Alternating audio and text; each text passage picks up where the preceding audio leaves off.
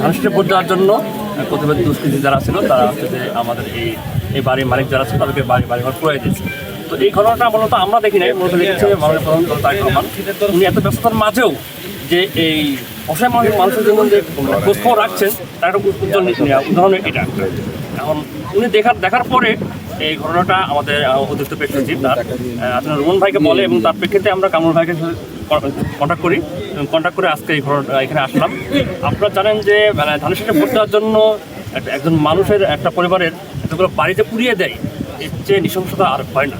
ঠিক আছে, তো আমরা অবশ্যই এর বিচার এবং যেহেতু প্রধানমন্ত্রীর দৃষ্টিগোচর হয়েছে আমরা অবশ্যই এর ঘটনা মূলে কী আছে সব আমরা বের করবো এবং অবশ্যই আমরা বিচার দাবি করবো। আপনারা সবাই দেখবেন, পাশে থাকবেন যেন বাড়িটা সুন্দরভাবে শেষ হয় এবং এই পরিবেশ যেন ভালো থাকে এবং কামনায় আছে উনিও দেখবে। সবাইকে এই বলে আমি ধন্যবাদ। লোকজন নাই, ইয়া নাই, অত্যাচার করছে মাস করে লোকেরা। কেন করছে?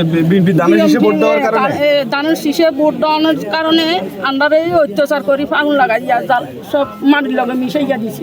সাগরপুরে আমি বাড়ি করছি যে 17 বছর, আজকে 18 বছর। 18 বছরের ভিতরে আমাদের অত্যাচার করে মাস করার লোক সবসময় ধরা এই সরেসারি।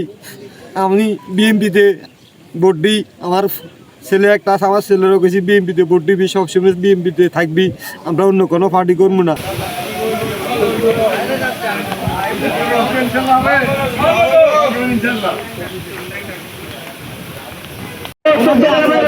মানুষের